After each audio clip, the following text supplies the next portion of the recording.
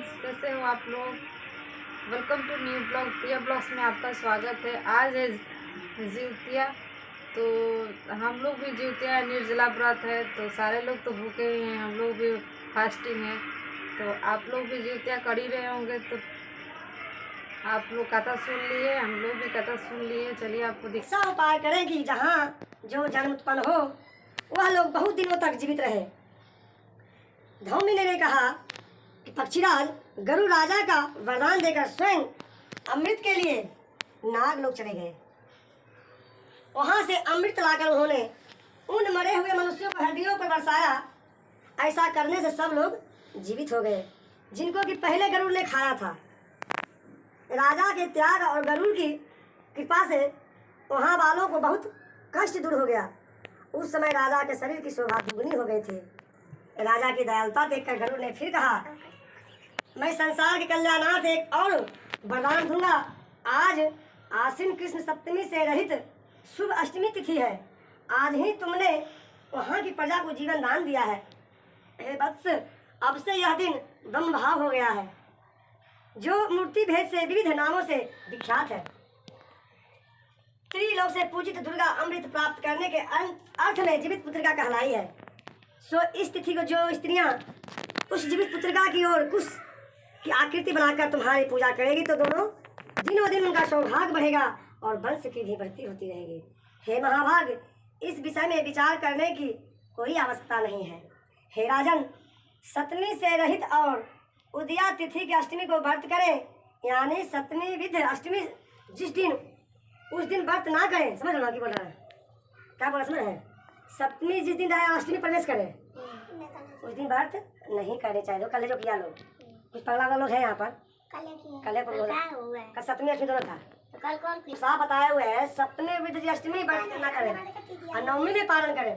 इस पर यदि ध्यान नहीं दिया गया तो फल नष्ट हो जाएंगे और सौभाग्य तो अवश्य नष्ट हो जाएगा। जी मुद्वाहन को इस तरह का वरदान देकर गरुड़ वैकुंठ धाम चले गए और राजा भी अपनी पत्नी के साथ अपने नगर को वापस चले आए। धौम द्रौपदी के कहते हैं कि हे देवी, मैंने यह अतिशय दुर्लभ व्रत तुमको बताया है। इस व्रत को करने से बच्चे दीर्घायु होते हैं।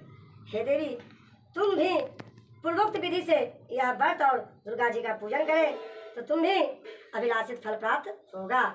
मुनिराज धौम की बात सुनकर द्रौपदी के हृदय में एक प्रकार का कौतूहल उत्पन्न हुआ और पूर्ववासिनी स्त्रियों को बुलाकर उनके साथ यह उत्तम व्रत किया। गौतम ने कहा, यह व्रत और इसके प्रभाव को किसी एक चिल्हिन ने सुन लिया और अपनी सखी सियारिन को बतलाया। देखा नहीं मोबाइल वाले।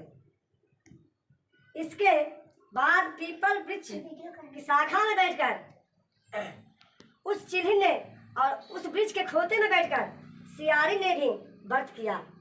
फिर वही चिल्हिन किसी उत्तम ब्राह्मण के मुख से कथा सुनी और पीपल के खोते में बैठी हुई, समझ रहे हैं, जल्दीबाजी नहीं कर रहे हैं, अच्छी से कर रहे हैं, हमारी ने एक्टर ने पकड़ना हुआ है। तो जबरदस्ती निकल रही है आवाज आपका।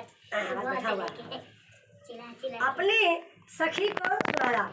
सियारिन ने आधी कथा सुनी थी कि उसे भूख लग गई और वह उसी समय सौ से भरे हुए शमशान में पहुंची और वहां उसने इच्छा पर मांस का भोजन किया और चिल्हिन बिना कुछ खाए पिए रह गई और सवेरा हो गया। सवेरे वह गौशाले में गई और वहां गौ का दूध पिया। इस तरह नवमी को उसने पारण किया। कुछ दिन बाद वे दोनों मर गई और अयोध्या में किसी धनी व्यापारी के घर जन्मी। संजोग से उन दोनों का जन्म एक ही घर में हुआ, जिसमें सियारिन ज्येष्ठ हुई और चिल्हिन छोटी हुई। ये दोनों सभी शुभ लक्षणों से युक्त थे, इसलिए बड़ी लड़की काशीराज के साथ और छोटी उसके मंत्री के साथ ग्राम पथ से विधि पूर्वक ब्याही गई। पूर्व जन्म के कर्म फल से यह मृगनयनी रानी हुई। जिस किसी भी संतान को उत्पन्न करती थी वह मर जाता था और पूर्व जन्म की बातों का स्मरण करने वाली मंत्री की पत्नी के अष्ट वसुओं के सदृश तेजस्वी 8 बेटे उत्पन्न किए और सभी जीवित रह गए।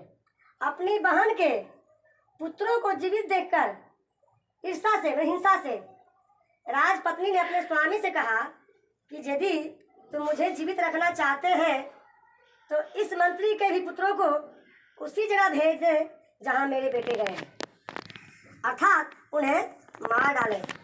यह सुनकर राजा ने मंत्री के पुत्रों को मारने के लिए कई प्रकार के उद्योग किए, पर मंत्री के पत्नी ने जीवित पुत्री का व्रत के प्रभाव से उसने बचा लिया।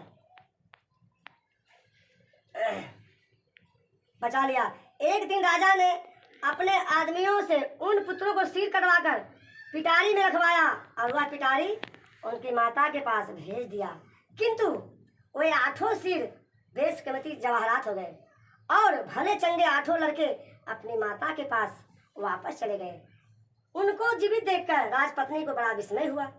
अंत में वह मंत्री की पत्नी के पास आई और उसने पूछा कि बहन, तुमने कौन सा ऐसा पुण्य किया है जिससे बार बार मारे जाने पर भी तुम्हारे बेटे नहीं मरते। इस पर मंत्री की पत्नी ने कहा कि पूर्व जन्म में चीलिन थी और तुम सियारिन, दोनों ने व्रत किया था। तुमने व्रत के नियमों का भली भांति पालन नहीं किया और मैंने किया था, इसी दोष से हे बहन तुम्हारे बेटे नहीं जीते हैं। अरे राजरानी, अब भी तुम उस जीवित पुत्री का व्रत को करो तो तुम्हारे बेटे दीर्घायु होंगे। मैं तुमसे सच सच कह रही हूँ। उसके कथानुसार रानी ने व्रत किया, तभी से उसके कई बेटे सुंदर और दीर्घायु होकर बड़े बड़े राजा हुए। और सूर्य जी कहने लगे, इस प्रकार